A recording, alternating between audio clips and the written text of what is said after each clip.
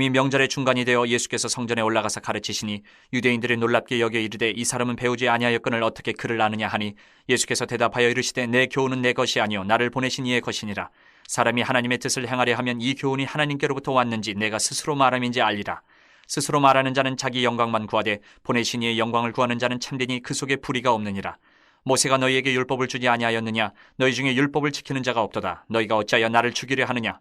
무리가 대답하되 당신은 귀신이 들렸도다. 누가 당신을 죽이려 하나이까? 예수께서 대답하여 이르시되 내가 한 가지 일을 행하매 너희가 다 이로 말미암아 이상히 여기는도다. 모세가 너희에게 할 일을 행했으니 그러나 할 일은 모세에게서 난 것이 아니요 조상들에게서 난 것이라. 그러므로 너희가 안식일에도 사람에게 할 일을 행하느니라. 모세의 율법을 범하지 아니하려고 사람이 안식일에도 할 일을 받는 일이 있거든 내가 안식일에 사람의 전신을 건전하게 한 것으로 너희가 내게 노여워하느냐? 외모로 판단하지 말고 공의롭게 판단하라 하시니라. 외모로 판단하지 말라 이렇게 얘기해요. 성경은 일관됩니다. 외적인 조건을 가지고 사람을 판단하지 말라라고 가르쳐요. 성경은 일관되게. 그런데 이 외적인 조건으로 사람을 평가하는 일은 우리 인류 역사상 단 한 번도 사라진 적이 없어요. 안타깝게도.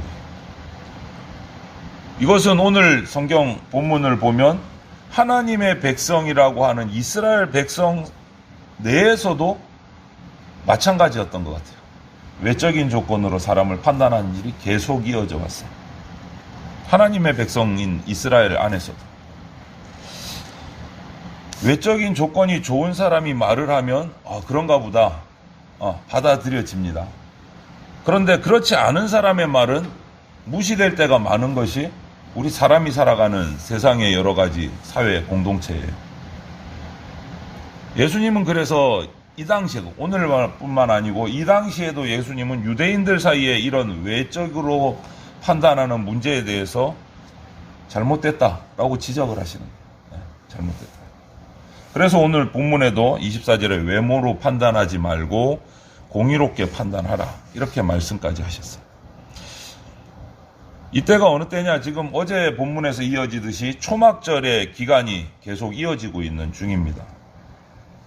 형제들을 다 먼저 올려 보내시고 예수님은 명절 중간쯤에 성전에 따로 은밀히 올라가시고 그리고 성전에서 14절 보니까 가르치기 시작하셨어요.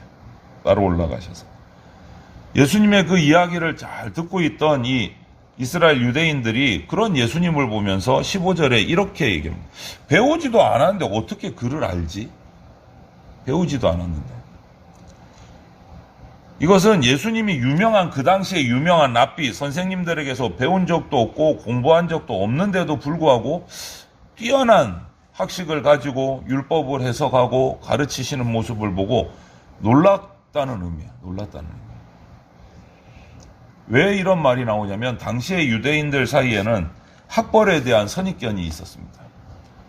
누구에게서 배웠느냐? 오늘날로 말하면 어느 학교 어떤 교수님에게서 배운 제냐냐에 따라서 서로 저 사람은 대단한 사람, 이 사람은 별로 이렇게 판단하는 기준이 되어버린 거예요. 그 당시에 어떤 랍비에게서 배웠느냐, 어떤 랍비.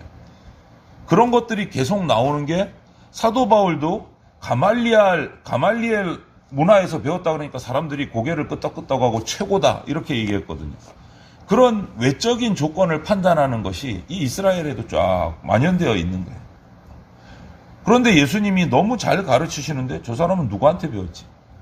어떤 랍비한테서 배운 거야? 배우지도 않았잖아. 근데 어떻게 저렇게 가르치지? 인정을 잘 안 하는 거예요.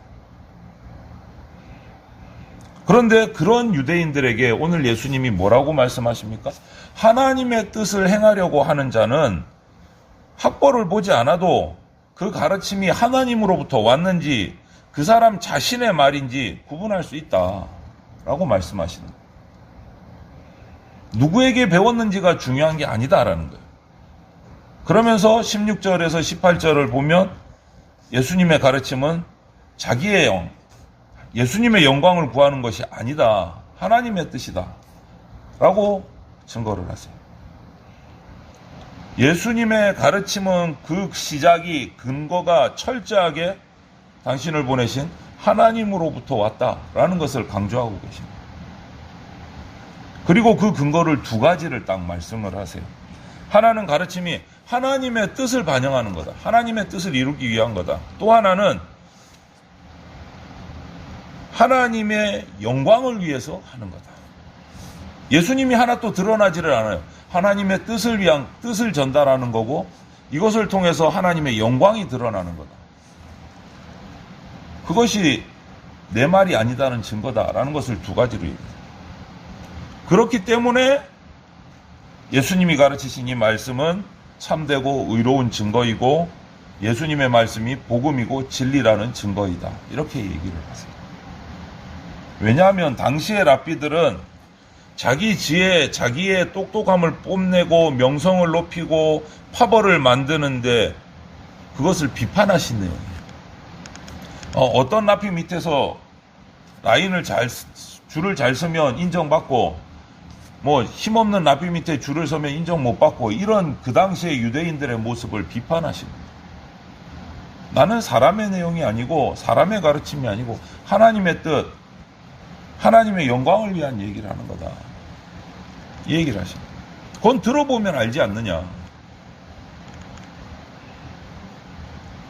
그렇지만 처음 보는 사람이 어떤 사람인지 알려면 학벌을 참고하기도 하고 지위를 참고하기도 하고 어디에서 왔는지를 참고하기도 하고 해요. 일리가 없지는 않습니다. 하지만 문제는 뭐냐? 참고사항으로 끝나는 것이 아니라 오늘날 그런 그 사람의 학벌이나 외모나 외적인 조건들이 참고사항으로 끝나는 거 아니고 그 사람 인생을 평가하는 절대적인 잣대가 되어버린다는 거예요. 저 사람은 금수저, 우와, 그냥 처음부터 끝까지. 개천에서 용난 나는 말은 옛날 말이고 요즘에는 절대 못 나. 인정을 안 해줘요. 말씀을 전하고 가르치는 사람을 보고 말씀을 판단해서는 안 됩니다. 하나님의 말씀이 바로 전해지기만 한다면 그것은 누가 전하든지 그것은 하나님의 말씀인 거예요. 복음인 거예요. 복음인 거예요.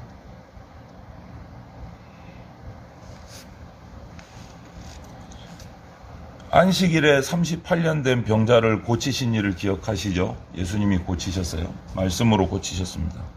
그런데 그 일 때문에 안식일에 병자를 고친 것은 안식일에 안식해야 되는데 이랬으니까 율법을 어겼다 라고 해서 예수님을 살해까지 하려고 하니까 예수님께서 유대로 올라가지 않으시고 갈릴리에 머무셨던 거예요.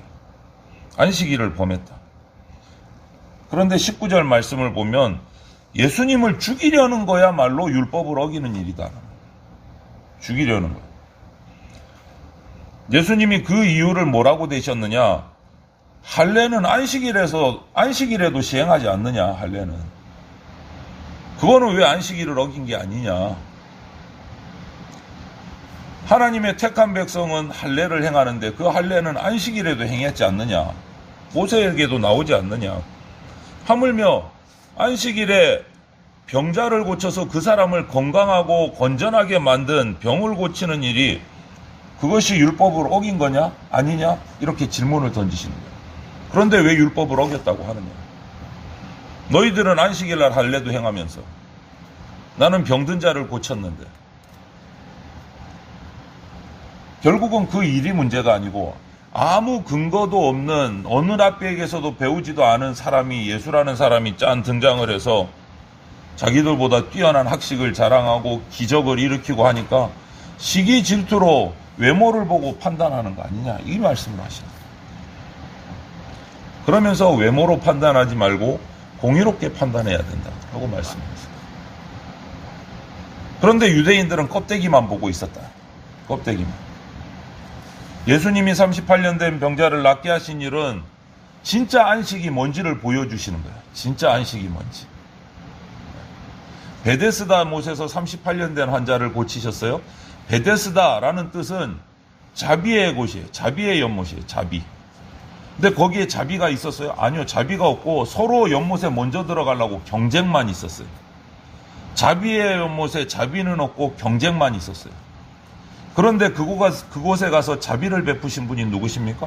예수님이세요.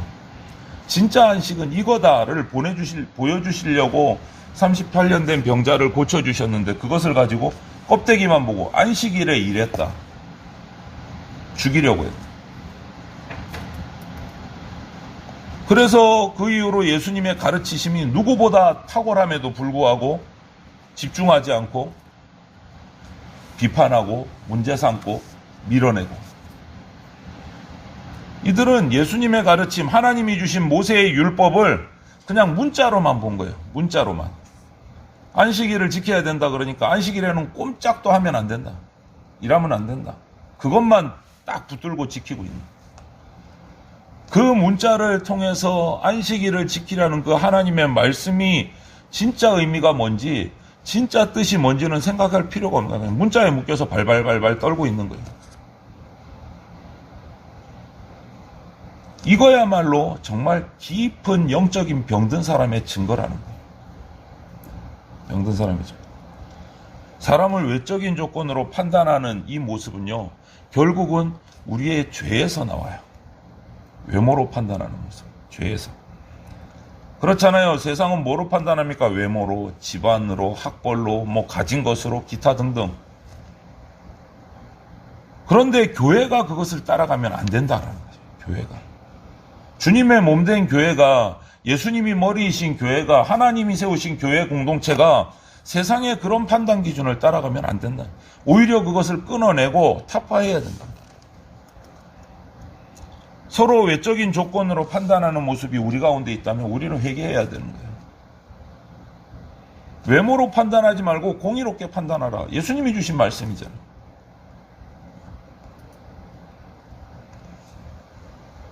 하나님은 중심을 보셨기 때문에 그 가장 막내인 다윗을 선택하셔서 왕으로 세우셨어요. 보이는 종교적인 행위가 아니고 사람 중심에 있는 믿음을 보시고 의롭다 하시고 구원하시는 거예요. 우리 외모를 보고 구원하시는 분이 아니시다라는 거예요. 외적인 조건으로 판단하고 이런 것은 명백하게 비성경적이고 세속적인 거예요. 우리는 외모로 판단하면 안 됩니다. 거룩한 하나님 백성으로서 하나님의 기준을 따라 판단하는 지혜를 가져야 돼요. 그렇게 될 때 세상을 변화시킬 수 있는 겁니다. 한 얘기를 드릴게요. 아실지 모르겠지만 오래됐지만 유명한 권투 선수 무하마드 알리라는 흑인 권투 선수가 있었습니다. 미국 사람인데 1960년 18살 때 어린 나이잖아요. 미국 국가대표로 올림픽에 나가서 로마 올림픽에서 금메달을 땄어요. 1등을 했습니다. 알리는 자기가 딴 금메달을 목에 걸고 정말 소중하잖아요. 흑인으로서 그 당시에. 이제 인종차별로 내가 흑인이라고 천대받던 시절은 끝났다. 내가 금메달을 따서 미국에서 인정받았다. 전 세계에서 인정을 받았다. 끝났다고 생각했어요. 그런데 그건 착각이었어요. 그렇게 금메달을 딴 이후에 한 번은 햄버거를 사 먹기 위해서 식당에 들어갔는데 식당 주인이 이 알리를 보고서 너 흑인인데 왜 백인 식당에 들어왔냐, 나가라. 쫓김을 당했어요. 쫓김을 당했어요. 그런 치욕을 당하고 나와서 절망하고 있던 이 알리는 자기가 그렇게 소중하게 여겼던 메달을 오하이오 강에다가 집어 던져버리고 이렇게 말했다고요. 착각은 끝났다. 나는 그동안 내 허상에 사로잡혀서 살아왔다. 나는 금메달리스트이기 이전에 초라한 흑인일 뿐이다. 저는 알리의 이런 글들을 찾아서 읽으면서 답답하더라고요. 아프더라고요. 흑인에 대한 인종차별이 그때 너무너무, 지금도 있다고 하지만 사라지지 않았던 그 당시엔 얼마나 힘들었을까요? 그런 미숙한 사회가 아픔을 주었는데 사람에게, 한편으로 보면 또 다른 편으로 생각하면 알리가 말한 착각은 이제 끝났다, 이런 말은 오늘날 우리 역시도 내 자신의 실체를 볼 줄 아는 자각이 있어야 된다는 생각이 들었어요. 화려한 갑옷, 주변 사람들의 칭찬, 사장님, 사모님 이런 얘기에 혹해가지고 내 실체를 착각하고, 내 스스로가 나를 착각하고 외모로 판단하고 있지는 않은가. 그것이 내 실체를 말하는 것이 아닌데, 내 실체를 말하는 게 아닌데. 오늘 우리가 입고 있는 두꺼운 갑옷 그 내면에 영적인 문둥병에 내가 들어있지는 않은가. 그것을 정확하게 살피고 고백하고 정직하게 하나님 앞에 깨워놓고 나와야 된다. 하나님은 아세요. 내 속마음이 어떤지, 우리의 속이 어떤지. 외모로 판단하지 않고 우리 중심을 보시기 때문에 뻔히 아시는데 우리는 하나님 앞에 고백을 안 할 때가 많다는 거예요. 겉모습만. 하나님 제가 이렇거든요. 그 모습 안 보세요. 하나님은 우리 내면을 보시지. 우리가 고백하기를 기다리고 계실 뿐이에요. 알고 계시면서도. 그 모습을 하나님 앞에 정직히 고백하고 나부터 나 스스로를 외모로 판단하지 않아야 된다.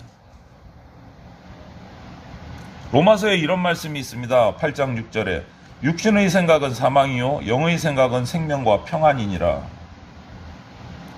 오늘 우리는 번듯한 육신을 가지고 살아가고는 있지만 범죄함으로 말미암아 하나님의 관계가 단절된 우리의 죄악성, 죄성을 우리 내면이 얼마나 목말라하고 있는지를 인정을 해야 돼요. 정말 철저하게 내 속마음을 주님 앞에 정직하게 고백하고 드러내어야 되는 거예요. 나부터 스스로 나를 외모로 판단하지 않아야 된다. 어떤 인생도 하나님 없이는 행복할 수 없다라는 이 진리가 우리 내면에서부터 자리 잡기를 바랍니다. 그래서 다른 사람을 외모로 판단하는 것도 안 되지만 내 스스로 나를 외모로 판단하지 않는 그러한 훈련들이 우리 가운데 있어서 주님의 말씀으로 나를 살피고 냉정하게 회개하고 고백하고 우리 성도들이 스스로 바로 서는 것 작업부터 우리 성도들 가운데 있어서 주님과 진정한 교제가 일어나기를 주님의 이름으로 축원을 드립니다.